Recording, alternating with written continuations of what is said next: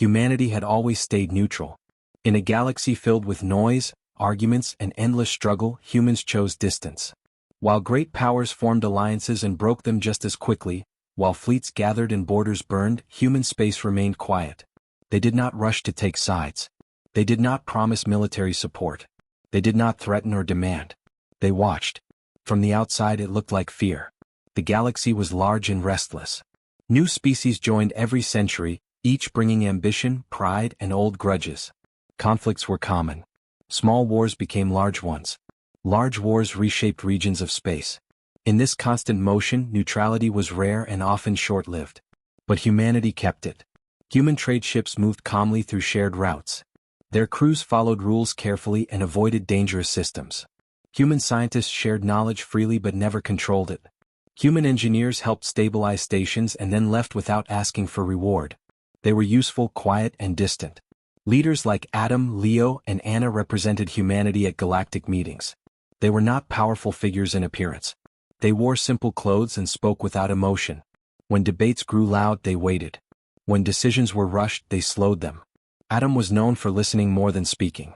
He would sit through hours of arguments without interruption. When he finally spoke, it was usually to ask a simple question that forced everyone else to pause. Leo handled trade matters. He believed stability mattered more than profit. He refused deals that required force or pressure. Some merchants respected him. Others mocked him for being too careful. Anna managed shared research efforts. She offered help but never control. She rejected exclusive agreements and refused to block others from learning. To many this seemed foolish. Knowledge was power and power was leverage. Humanity gave up leverage willingly. Other species noticed. You could gain more, one ambassador once told Adam. You have influence. You choose not to use it. Adam replied calmly, influence used carelessly becomes responsibility. We prefer limits. That answer spread quietly across the Union halls. Some found it wise. Others found it weak. Over time, a common belief formed among younger species. Humans were afraid of choosing sides. They feared retaliation. They feared loss. They feared war. It made sense to them. Humanity had a long history of internal conflict. Their early records showed wars, mistakes, and destruction. Surely such a species would fear repeating that pain on a larger scale. So the galaxy decided humanity had learned fear. Only a few elders remembered something else. They remembered early meetings long before most current species had reached the stars. Back then, humanity had arrived quickly, adapting faster than expected. Their technology advanced steadily, not wildly. They learned, adjusted, and improved without showing off. In those days, humans had been asked many times to join wars. They had always refused. At first, others thought it was because they were weak. Then humanity solved problems no one else could. They stabilized collapsing systems. They predicted economic failures and prevented them. They stopped conflicts before they turned violent, simply by removing causes. That worried some leaders. When asked why humanity stayed neutral, elders remembered the answer clearly. We choose when to act, a human leader had said long ago. Not when others demand it. That memory faded with time. New generations replaced old ones. Records were shortened. Context was lost. What remained was the surface image, calm humans who avoided conflict. Human worlds themselves did nothing to correct this image. Human cities were orderly but plain. No massive monuments. No symbols of dominance. No military parades. Defense fleets existed but they stayed within borders. Weapons research was limited and tightly controlled. To observers it looked like restraint born from fear. In truth it was discipline. Adam understood how the galaxy saw humanity. He heard the whispers and read the reports. He knew younger powers dismissed humans as background players. He did not correct them. Leo once asked him, "Do you ever think we should explain ourselves?" Adam looked at a star map, showing hundreds of contested systems. Explanation invites challenge, he said. Silence sets expectation. Anna agreed. She had seen what happened when knowledge was used as a weapon. She believed some things were better left unspoken. Together, they represented a choice humanity had made generations ago. Stay out of power struggles. Do not rule. Do not threaten. Act only when necessary. The galaxy continued to burn around them. A war broke out between two large coalitions. Trade routes collapsed. Refugees fled across space. Human ships helped evacuate civilians but refused to escort war fleets. They delivered aid and left. Some accused them of moral failure. You could stop this, a commander told Leo. You have the tools. Leo replied, stopping a war is not the same as ending its cause. The commander did not understand. Another conflict spread closer to human borders. Patrol ships passed near human systems, testing reactions. Humanity responded with polite warnings and clear boundaries. No weapons were powered. No threats were made. The patrols moved away disappointed. Among elder species, concern slowly returned. They noticed humanity's boundaries were precise. They noticed humans tracked every movement carefully. They noticed how quickly humans adapted systems and rerouted traffic. They remembered old lessons. One elder told a younger leader, humans are quiet because they are waiting. Waiting for what? The younger leader asked. For a reason, the elder replied. But those warnings were ignored. The galaxy had grown loud and impatient. Power was respected. Strength was measured in fleets and firepower. Humanity showed neither. So the belief hardened. Humans were peaceful because they were afraid. Humans were neutral because they could not win. Humans stayed silent because they had nothing to say. Adam heard these opinions and said nothing. Leo watched new alliances form without humanity and accepted it. Anna closed more research channels and focused inward. Humanity continued to trade, to help, and to step back. They did not join wars. They did not choose sides. They did not break their neutrality. And as the galaxy moved toward another great conflict, many believed humanity would do what they always did. Watch, wait, and stay out of the way. Only a few elders, watching the slow tightening of events, felt a deep and growing fear. They remembered something the rest of the galaxy had forgotten. Humanity did not avoid conflict because they were weak. They avoided it because they knew exactly what happened when they stopped restraining themselves. The war did not begin near human space. At first, it burned far away between powers that had argued for generations. Systems changed hands. Fleets gathered, clashed, and retreated. The galaxy watched as it always did, waiting to see who would gain advantage. Humanity watched too. For a long time the conflict stayed distant. Human trade routes remained open. Aid ships moved carefully through neutral paths. Human borders were respected, mostly because no one wanted to waste resources on a quiet, neutral region. Then the war grew. More systems were pulled in. Old alliances collapsed. New coalitions formed, built on fear rather than trust. As losses mounted, the fighting spread outward, closer to human territory. The coalition was large and powerful. Many believed it would win. As leaders believed the same. They needed resources. They needed safe routes. They needed stability behind their lines. Human space offered all three. In council chambers filled with noise and pride, the coalition debated their next move. Some suggested pressure. Others suggested force. In the end they chose demand. A formal message was sent to humanity. It stated that the war threatened the stability of the galaxy. It claimed that neutrality was no longer acceptable. Humanity was ordered to choose a side and support the coalition's efforts. The message was not polite. It assumed obedience. The response came quickly. Daniel, a human envoy, recorded the reply himself. He sat in a plain room wearing simple clothing. His voice was calm and steady. Humanity will not join your war, he said. We will not support military action. Our borders remain closed. Do not cross them. That was all. No threats followed. No warnings of punishment. Just a clear boundary. The coalition leaders listened, then laughed. To them, the message confirmed everything they believed. Humanity was afraid. Humanity was hiding behind words. Humanity would not act. They discussed the response briefly, then dismissed it. No one wastes power defending neutrality, one leader said. They will move aside. Scouting ships were ordered forward. They were small, fast, and lightly armed. Officially, they were meant only to observe and chart nearby systems. Unofficially, they were meant to test human resolve. The ships crossed into the outer edge of human space. Nothing happened. No alarms sounded. No fleets appeared. No human messages followed. Sensors detected no weapon locks, no pursuit, no reaction at all. The scouts reported success. Encouraged, the coalition pushed further. More ships followed. They mapped routes. They studied traffic patterns. They noted human stations and defense points. Humanity remained silent. Across the galaxy, commentators spoke confidently. Once again, humans refused to act, they said. They will not risk conflict. Some criticized humanity openly, calling them selfish or cowardly. Others defended them, saying neutrality was their right. Most simply stopped paying attention. Human representatives did not argue. Adam stayed away from public debate. Leo closed several trade agreements quietly, citing instability. Anna reduced shared research access without explanation. No one announced these changes. They happened smoothly, almost invisibly. Daniel continued to attend coalition meetings when invited. He listened. He spoke rarely. When pressed, he repeated the same message. We will not join. Do not cross our borders. Each time, the coalition reacted with impatience. They began rerouting military traffic closer to human systems. Not inside them, but close enough to send a message. They expected a reaction. None came. This silence strengthened their confidence. Plans were adjusted. Supply lines were drawn through regions near human space. The coalition assumed humans would not interfere. They were wrong, but they did not know it yet. Within human space, things were changing.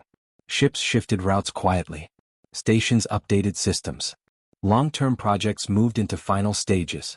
Data channels closed, not abruptly but cleanly and politely. Human leaders met privately. Adam reviewed reports without comment. Leo tracked trade dependencies and noted which systems relied most heavily on shared networks. Anna studied patterns in coalition logistics, mapping habits and assumptions. Daniel sent no more warnings. Humanity had spoken once. That was enough. Elder species watching from the edges grew uneasy. They noticed the same signs they had seen long ago.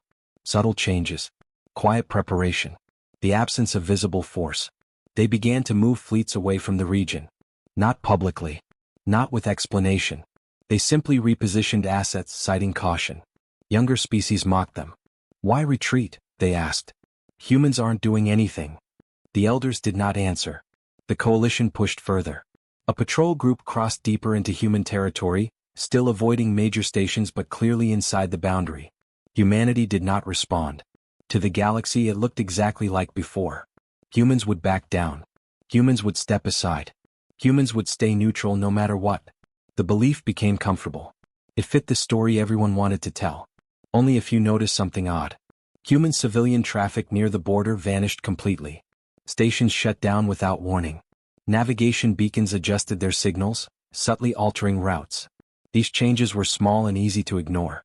The coalition ignored them. They celebrated their progress. They spoke of human space as a future corridor, a useful buffer behind their warfront. Daniel watched these discussions in silence. When the meeting ended, he left without saying goodbye. He returned to human space and sent one final internal message. They have crossed the line. There was no alarm in his voice. No urgency. Just fact. The galaxy continued to believe humanity would back down. They believed restraint meant weakness. They believed silence meant surrender. They did not understand that restraint has a limit, and that when it ends, it does not announce itself. Then human space went silent. It did not happen all at once. There was no announcement, no warning message, no dramatic cutoff. The silence arrived slowly, like a shadow moving across the stars. At first it was small things. Shared data streams from human systems updated later than usual. Trade confirmations took longer to return. Public channels that once carried human traffic reports became quiet for hours at a time. Most did not notice. Humanity had always been quiet. But Lily noticed. She worked as a trade coordinator for a mid-level commercial union, managing routes that passed near human territory. Her job depended on timing, accuracy, and trust in the systems that connected the galaxy. She noticed patterns others ignored because small delays meant large losses. At first she thought it was routine error. A navigation update failed to sync. She reran the request. Nothing came back. She checked other routes. Some worked. Others did not. The failures followed a strange pattern, clustering around areas connected to human systems. She frowned and ran diagnostics. The systems were active. The data paths existed. But the responses were thinner. Like signals stretched too far. She reported it to her supervisor. Probably congestion, he said. The war is pulling resources. Lily accepted the answer, but she kept watching. Over the next few cycles, the delays grew. Ships arrived late even when routes were clear. Navigation suggestions contradicted one another. Automated correction systems failed to agree on coordinates. Still, nothing dramatic happened. Then human ships stopped appearing. Not destroyed. Not fleeing. They simply vanished from public tracking. Routes that once showed steady human traffic now showed nothing. No civilian transports. No research vessels. No maintenance craft. Human stations still existed on scans, but they no longer broadcast standard identifiers. Their signals blended into background noise, unreadable but present. Lily felt uneasy. She tried to send a routine query to a human trade office she had worked with before. The message left her system. It never returned. No error. No rejection. Just silence. Around the galaxy, similar things happened.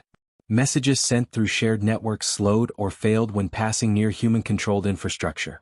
Not all of them. Not always. Just enough to create confusion. Military commanders blamed the war. Engineers blamed aging systems. Politicians blamed each other. Older civilizations blamed humanity. Quietly. They began to move their fleets away from regions near human space. Not in panic. Not openly. Just careful repositioning, explained as routine exercises or defensive planning. Some even shut down old outposts near human borders, abandoning stations they had used for centuries. When asked why, their leaders gave vague answers. Long-term risk. Historical patterns. Better safe than involved. They did not explain further. They remembered old stories. Stories passed down without detail, only outcome. Stories of times when humanity stopped talking, and the galaxy changed shape. Lily's work became harder by the day. Trade routes that had been stable for decades grew unreliable. Ships needed constant manual correction. Insurance systems flagged more and more journeys as unsafe. She compared data from different regions. The failures were spreading outward. Not randomly. They followed connections. The deeper a system relied on shared standards first proposed or maintained by humanity, the worse the problems became. Communication protocols, navigation timing, trade verification. Systems the galaxy had trusted without question for generations. Humanity had helped build them long ago. Not as rulers. As contributors. No one had thought about what would happen if those contributors stepped back. Lily requested access to restricted archives. She had never done that before. Her curiosity turned into concern. The records were old and incomplete, but enough remained to paint a picture. Humanity had never been central because they wanted control. They had been central because they were careful. They built systems that worked quietly and reliably. Others adopted them because they were better. Over time, the galaxy became dependent. Lily felt cold as she read. Humanity was not preparing soldiers. They were changing systems. Within human space, activity increased, but it was hidden. Ships moved along routes invisible to shared sensors. Communications used channels unknown to the wider galaxy. Everything was contained, controlled, deliberate. To outside observers, it looked like absence. To those who knew what to look for, it looked like alignment. The coalition continued its war, unaware of how much it relied on systems now shifting under its feet.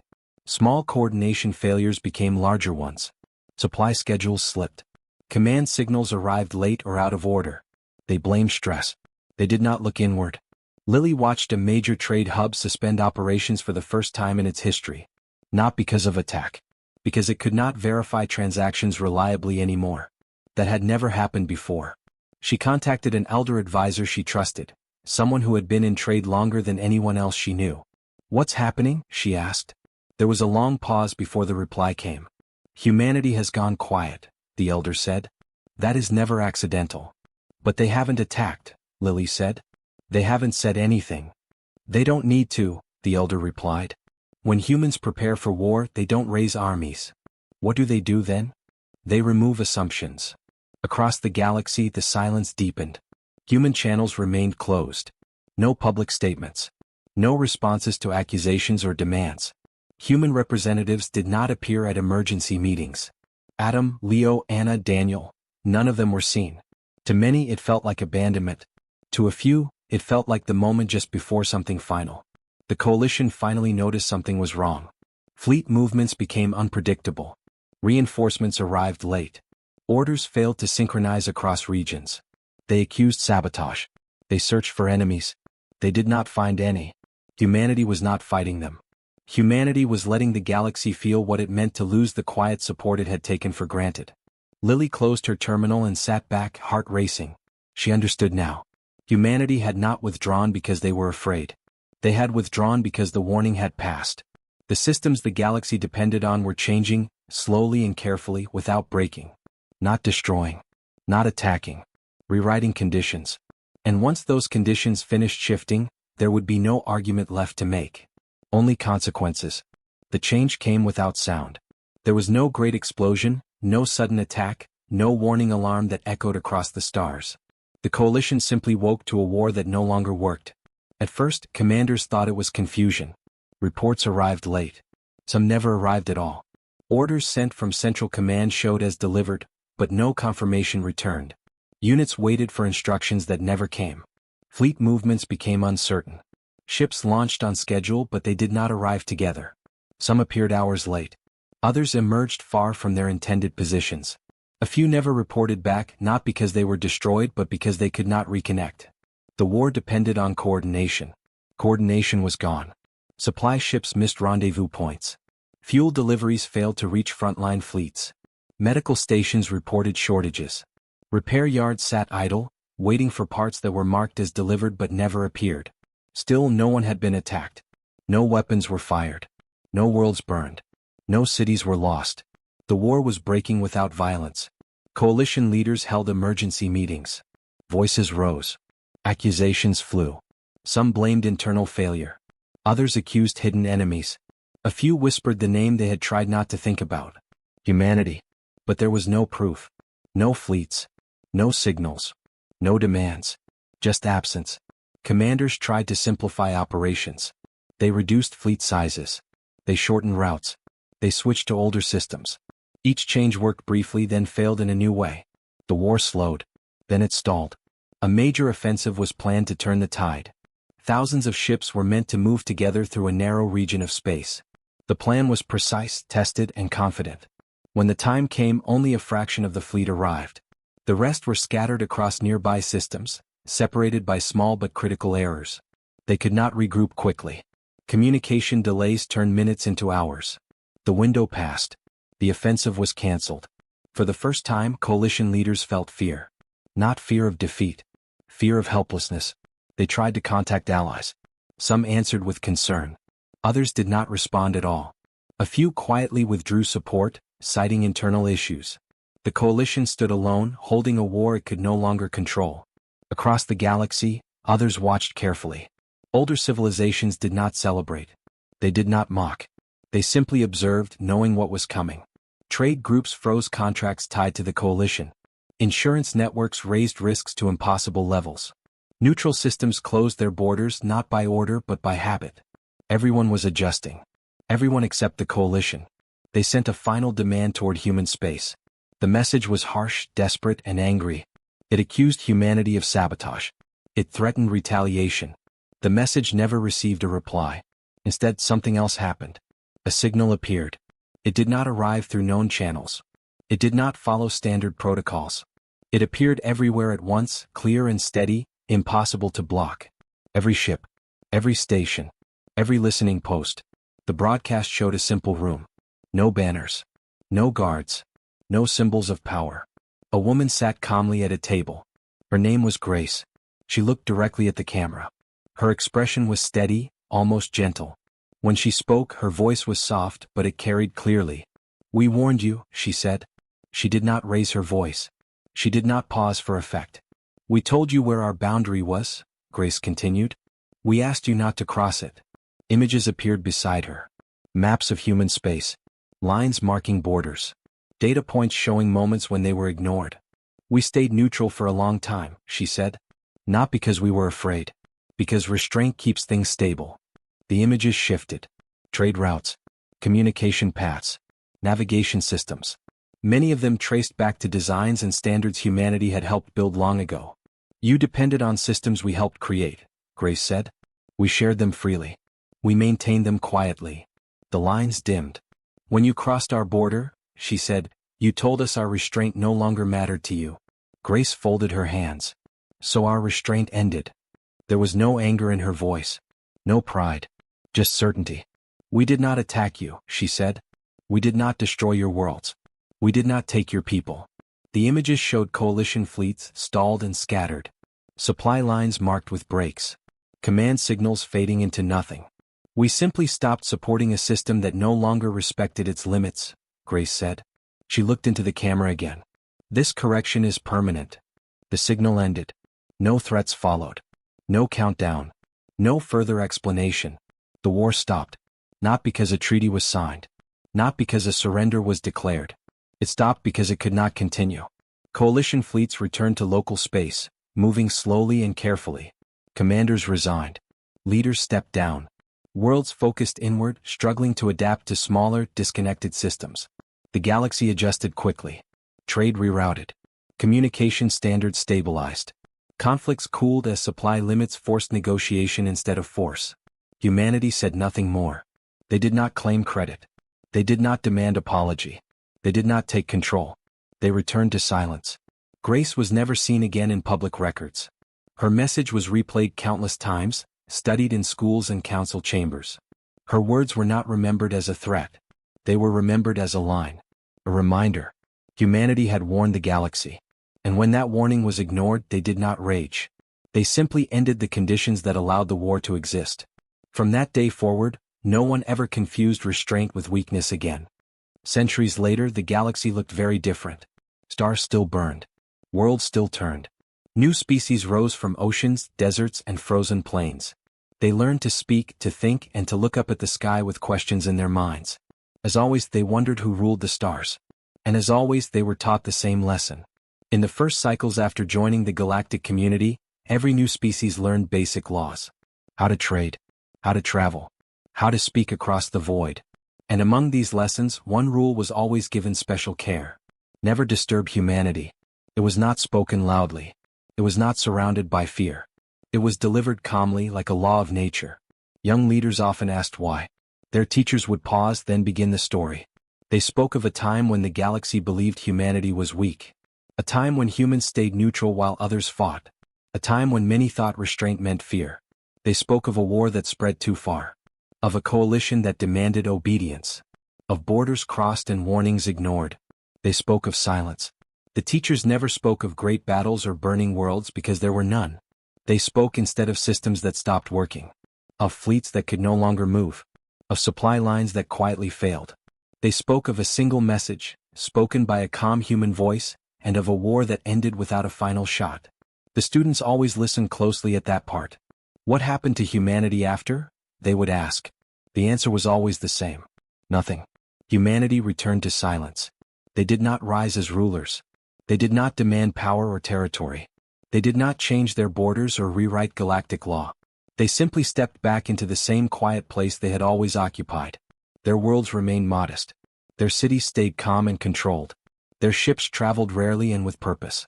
Human representatives appeared only when needed, spoke only when required, and left without ceremony. To the galaxy it was unsettling. Anyone else, after stopping a war so completely, would have claimed authority. Anyone else would have used that moment to rule. Humanity did not. That choice became the true lesson. Historians studied the event for generations. They searched for hidden weapons, secret fleets, and lost technologies. They found nothing dramatic. What they found instead was planning, patience, and deep understanding. Humanity had not destroyed anyone. They had removed the ability to threaten them. That difference mattered.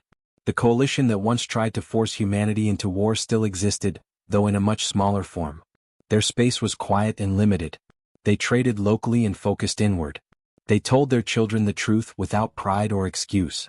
We crossed a line, they said. And the galaxy changed. No one laughed at them. Over time, the idea of power itself began to shift.